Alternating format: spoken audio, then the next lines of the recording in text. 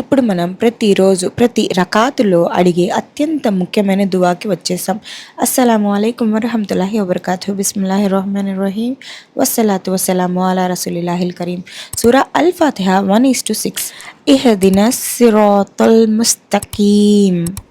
Ibn ఖాతిర్ Tafseer ఆధారంగా మనం ఇప్పటికే చెప్పాం, నిన్నే ఆరాధిస్తున్నాం, నిన్నే సహాయం కోరుతున్నామని. ఇప్పుడు మనం ఏం అడుగుతున్నామో తెలుసా?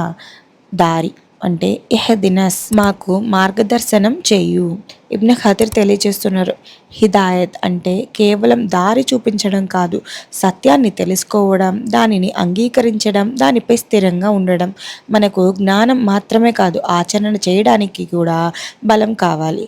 అందుకే ఇహ్దినస్. 2 అస్సిరాత్ అంటే మార్గం. ఇది సాధారణ దారి కాదు, ఇది ఒక స్పష్టమైన నేరుగా వెళ్ళే మార్గం. అడవులు లేవు, మలుపులు లేవు. అల్ ముస్తకీం అంటే సూటిగా నేరుగా.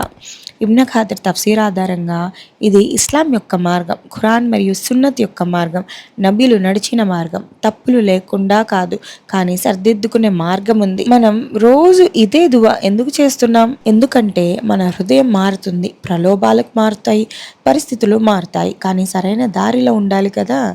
మనం డబ్బు అడగట్లేదు, పదవిని అడగట్లేదు, కీర్తి అడగట్లేదు.